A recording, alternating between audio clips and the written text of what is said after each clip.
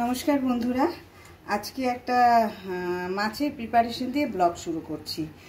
আজকে করব কাতলা মাছের কালিয়া। বলুন কালিয়া হবে বা আমার মতো রেসিপিটা হবে। কালিয়াও বলতে পারেন আবার কাতলা মাছের কষাও বলতে পারেন, যেটা ইচ্ছা। এটা আর কিছু না। এটার মধ্যে আমি এই লেবু দিয়ে দিচ্ছি, একটু গন্ধরাজ মানে লেবুটাকে আমি এটা দিয়ে একটু এই যে দেখুন গন্ধরাজ লেবুটাকে একটু এটা দিয়ে দিচ্ছি, তাহলে গন্ধরাজ কাতলাও আপনি বলতে পারবেন। তখন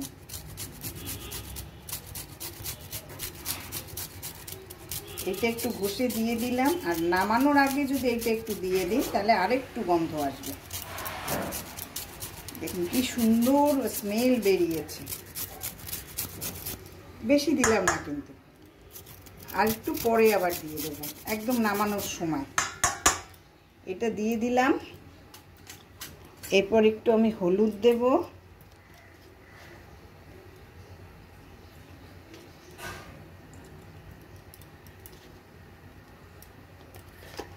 এটা আমি আধা ঘন্টার মতো ম্যারিনেট করে রাখবো।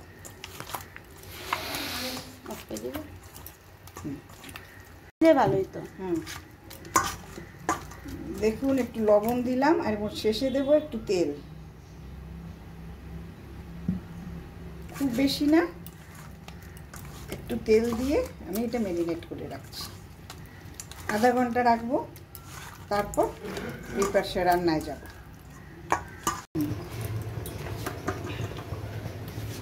আমি যে মাছটা কাতলা মাছটা ম্যারিনেট করে রেখেছিলাম সেটা আমি ফ্রাই করে নিয়েছি। দেখুন আপনারা একটু কমও ফ্রাই করতে পারেন, কিন্তু আমাদের ঘরে আবার একটু ফ্রাই না হলে কেউ খেতে চায় না, এই জন্য একদম ফ্রাই করে নিয়েছি। এখন এটার মধ্যে আমি তেল দিয়ে দিয়েছি। এখন এটার মধ্যে প্রথমে আমি একটু কুচনো পেঁয়াজ দেব। দেখুন কুচনো পেঁয়াজ দিলাম, এইটা একটু লাল লাল করে ভাজতে হবে। হ্যাঁ, আমি মশলাটা পেঁয়াজটাও দিকে হচ্ছে, আমি মশলাটা বানিয়ে নিচ্ছি। দেখুন আমি টমেটো পিউরি করে রেখেছিলাম, সেটা দিচ্ছি।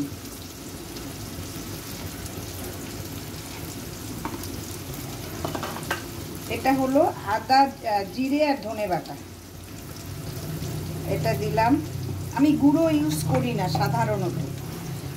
আর এইটা হলো রসুন, আদা আর কাঠবাদাম মানে আলমন্ড বলে, যেটা আমন্ড সরি আমন্ড, এটা আমি এটা দিয়ে দিলাম। আর দেব না, এইটুকু দিলাম। আর এখানে দিলাম আমি পেঁয়াজ বাটা। দেখুন এই মশলাটা আমি গুঁড়ে নিলাম। এর মধ্যে দিতে হবে হলুদের গুঁড়া, লঙ্কার গুঁড়ো, বাস তাহলে আমার মশলাটা রেডি।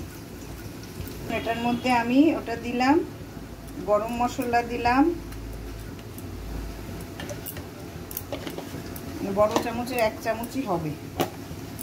এইটা দিলাম লাল লঙ্কার গুঁড়ো, কিন্তু লঙ্কাটা না ঝাল নেই, একদমই ঝাল নেই, দেখতেই লাল, মনে হয় কাশ্মীরি লঙ্কা দিয়েছি। আর হলুদ, ব্যাস এটা দিয়ে মেখে নিলাম মশলাটা। এদিকে দেখুন আমার পেঁয়াজ হয়ে গেছে, পেঁয়াজ হয়ে গেছে। পেঁয়াজের মধ্যে আমি এই মশলাটা দিয়ে দিলাম।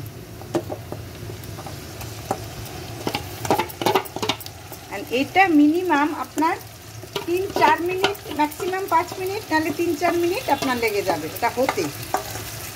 আর গামলাটা ধুয়ে একটু জল দেব, মশলাটা ধুয়ে আমি এইটুকু জল দিয়ে দিচ্ছি। আর যেটা দেওয়া হয়নি সেটা হলো নুন। আমি এটা আন্দাজ মতো এই নুনটা দিয়ে দিলাম, লাগলে পরে আমি দেব।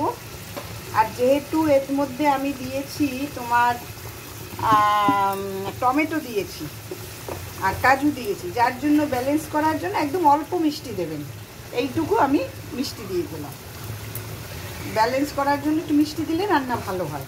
এটা যখন হবে, এখন আমার এটা হতে হবে, একদম তেল বেরোবে, বাদাম দেওয়া আছে সব সময়। হ্যাঁ, কাতলা মাছের কষা একদম রেডি। যদি আপনারা ভালো লাগে আপনাদের, তো please like, share, subscribe, follow এটা করবেন। সবাই ভালো থাকবেন, খুব ঝঞ্ঝাট নেই, তাড়াতাড়ি করে খেয়ে নেবেন, খেয়ে আমাকে কমেন্টস করে জানাবেন কেমন হলো। এগুলো না জানালে আমি কিভাবে করব? আপনারা পাশে আছেন বলেই আমি উৎসাহ পাই, আর সেই জন্যই করি। তো সেই জন্য আপনারা করবেন। মশলা বেশি কিছু লাগে না, হালকাও হয়, আপনি যেভাবেই করতে চান সেইভাবে হবে। আজকের মতো বিদায় নিচ্ছি, নমস্কার।